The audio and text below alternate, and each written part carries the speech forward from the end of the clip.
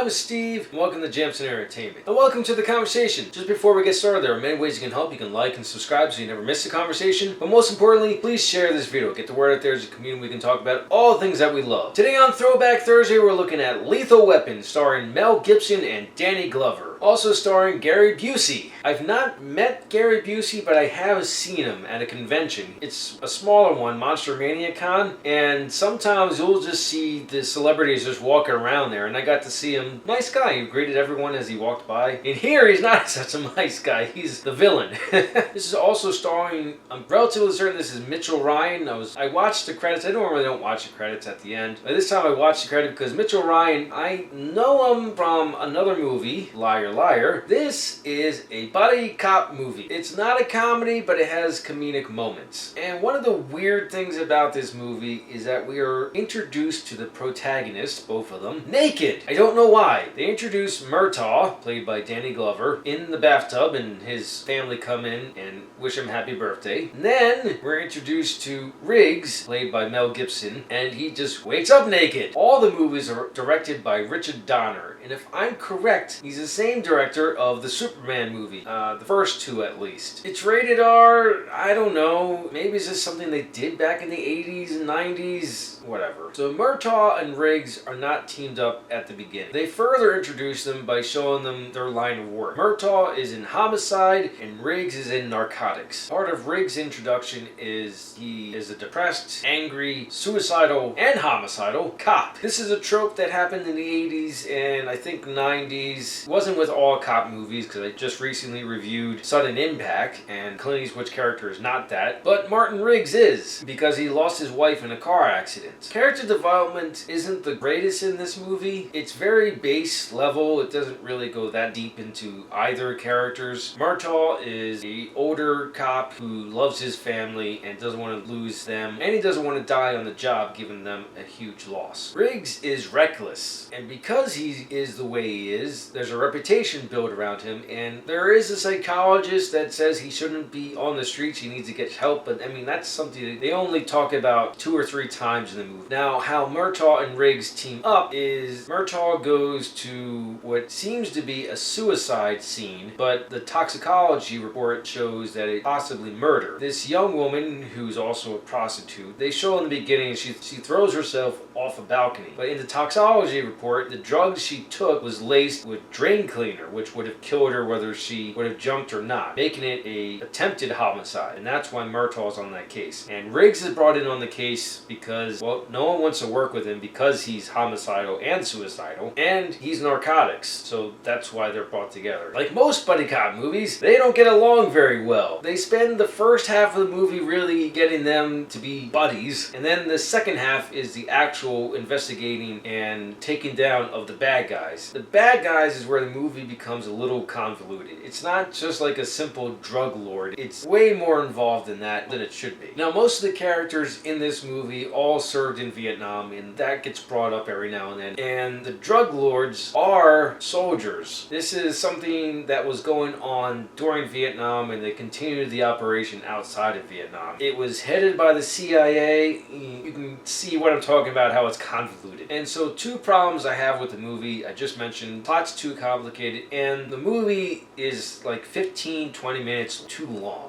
2 hours, it probably would have been fine in 1:45. They drag out the second half of the movie, and the whole time Murtaugh and Riggs getting to know each other and becoming friends, it could have been mixed in with the investigation of the drug and the homicide. The chemistry between Danny Glover and Mel Gibson is pretty solid, and if it wasn't that solid, they wouldn't have made 3 more movies. I had fun watching this movie, but I'm gonna hold off rating this and the rest of the series until I'm done, just like I'm doing with the Dirty Harry series. Those are my thoughts on Lethal Weapon. Let me know your thoughts in the comments below. If you like what you saw, like it. If you think other people like it, share it. If you really liked it, hit the subscribe button. Thank you for watching and live your imagination.